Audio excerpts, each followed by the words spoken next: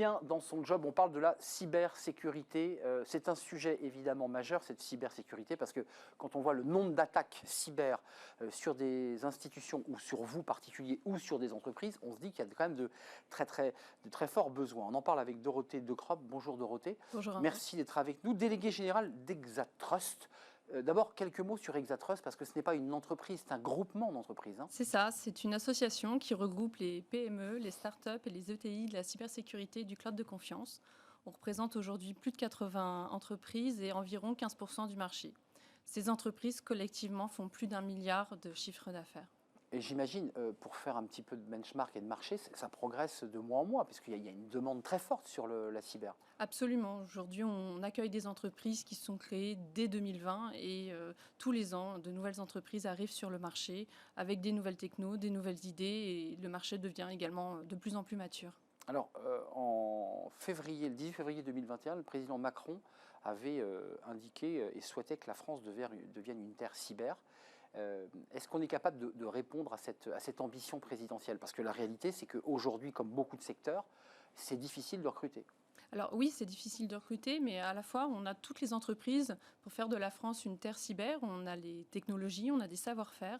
Effectivement, aujourd'hui, il faut recruter, il faut pouvoir recruter des profils tech. Et là, il faut réellement faire de la formation, une cause nationale pour avoir toutes ces compétences recrutables finalement dans nos entreprises, qu'elles ne soient pas simplement aspirées vers des entreprises à l'étranger. Et puis, il faut aussi accompagner ces entreprises sur le recrutement de nouveaux profils, puisque ce sont des entreprises qui peuvent doubler leurs effectifs en un an. Il faut des RH, il faut des gens en marketing, il faut des gens à la vente, il faut des juristes en droit de l'informatique, il faut des connaissances en RGPD. Bref, il faut tout un tas de compétences de services généraux pour obtenir finalement, accompagner ce développement et faire de ces entreprises des championnes européennes. Dorothée, ce que vous dites est intéressant. On va revenir évidemment sur les postes d'ingénieur informatique parce que je dirais que c'est le cœur du métier. Mais ce que vous nous dites là, c'est que pour ceux qui nous regardent, il y a beaucoup d'autres postes à pourvoir au sein de ces sociétés. Il n'y a pas que de l'informatique et de la data. C'est ça. Effectivement, il y a effectivement de l'informatique et de la data et toutes les filières numériques ont ce même problème. Et l'idée, ça sera réellement de former suffisamment de personnes pour ne pas arriver à l'extrémité de se chasser finalement les uns les autres. Et hormis ces profils beaucoup plus ingénieurs, il y a tous ces métiers, que ce soit beaucoup de communication, puisqu'il faut évangéliser finalement la cybersécurité au sein des entreprises. Il y a beaucoup de pédagogie à faire. Exactement, il y a de la pédagogie vers l'extérieur, il y a de la pédagogie en interne, il y a des entreprises qui grossissent rapidement, donc il faut accompagner des process RH, il faut accompagner de la documentation et en fait, aujourd'hui, la filière recrute tout un tas de profils, des sciences sociales jusqu'au marketing, commercial et divers profils. En fait, chaque personne qui s'intéresse à la cybersécurité peut trouver aujourd'hui un poste dans la cybersécurité. Avant de détailler les postes, parce que c'est intéressant aussi de savoir éventuellement les besoins auxquels vous répondez, chiffre APEC, il y avait 1440 postes d'ingénieurs sécurité informatique, c'était 2021, et ça a encore progressé de plus 59%. Du nombre de postes, donc on est à près de 2000 postes à pourvoir. Comment elles font les entreprises d'Exatrust, ce groupement, cette association? Qu'est-ce qu'elles inventent pour aller chercher? Alors vous disiez tout à l'heure, on se chasse entre nous, donc j'imagine qu'entre elles, dans Exatrust, elles ne se chassent pas, elles font attention quand même. Exactement. Elles ne se volent pas leurs ingénieurs. Il y a effectivement un modus operandi de ne pas se chasser en interne, néanmoins c'est parfois difficile, et puis il faut aussi accompagner la volonté de certains salariés d'évoluer au sein de différentes structures. On a des PME, il faut créer des parcours finalement de carrière à l'intérieur d'Exatrust pour répondre à cette demande, et ce qui permet également de rendre les solutions interopérables entre eux. Finalement, ça permet une dimension d'intelligence collective. Néanmoins, le vrai sujet est d'aller renforcer les équipes, de les doubler, puisque l'objectif du président de la République, c'est de doubler les équipes à échéance 2025. Donc là, il n'y a pas d'autre choix. On y est ou pas là? Non, on n'y est pas encore. N'y est pas encore. Il faut former en formation initiale, il faut former en formation continue, il faut accompagner les reconversions, il faut centraliser et flécher tous les moyens d'intégrer de la cybersécurité dans son environnement. Et il y a également ce même dispositif à créer pour toutes les entreprises qui aujourd'hui n'ont pas d'interlocuteur interne en matière de cybersécurité, que ce soit des TPE, PME, et qui n'ont pas forcément ni les moyens ni la compétence pour gérer cette cybersécurité chez eux, et peut-être aller vers des postes de RSSI partagés ou différents niveaux d'accompagnement. Mise en partage d'une entreprise qui par exemple. Parce que là, pour l'instant, il y a tout à faire. Enfin, je parle de PME, de TPE, même les chefs d'entreprise, quand vous leur parlez, ils vous disent, j'ai pas le temps, et surtout, j'y comprends rien. C'est ça. Alors, ce qui est dommage, c'est que finalement, la cybersécurité, c'est pas juste la sécurisation des systèmes d'information. C'est au cœur de la gouvernance des entreprises. C'est de la responsabilité du chef d'entreprise. Une fois que vous êtes attaqué, ça touche tout le monde dans une boîte. Ça touche les RH qui doivent gérer les équipes qui sont bloquées. Bien sûr.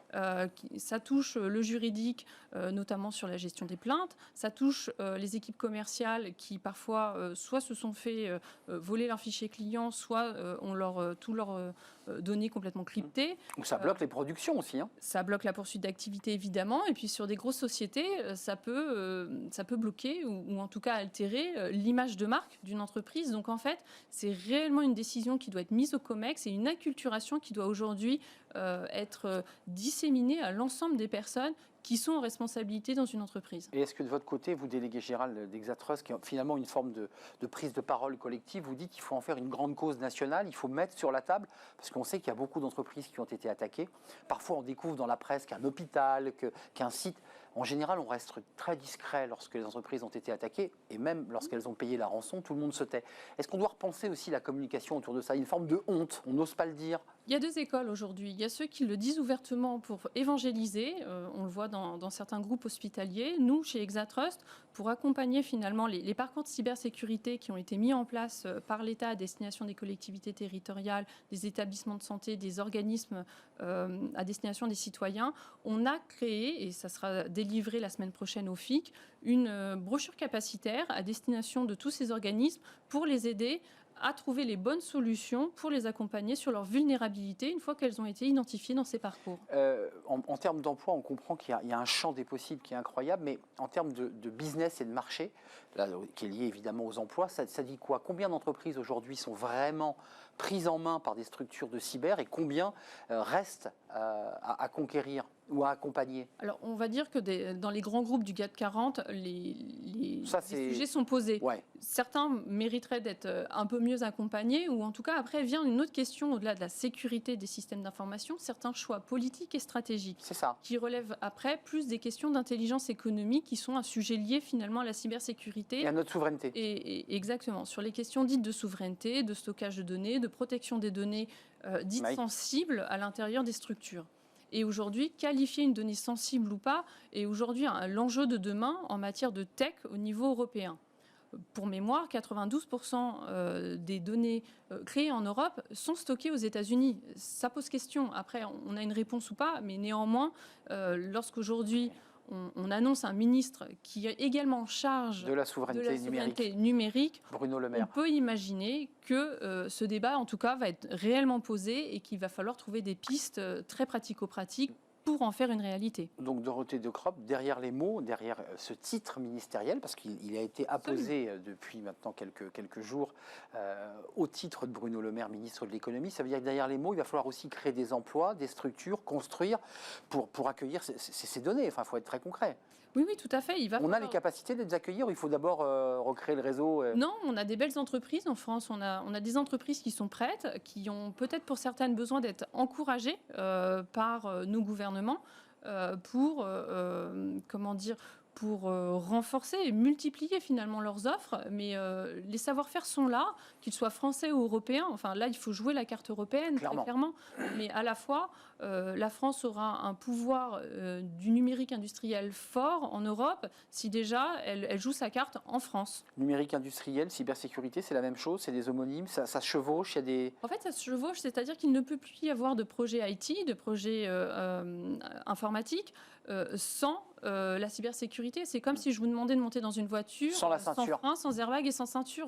Vous ne monteriez pas dedans. C'est une image intéressante, ça. Et donc, en fait, tout projet de transformation numérique, tout projet IT doit être accompagné d'un budget cybersécurité.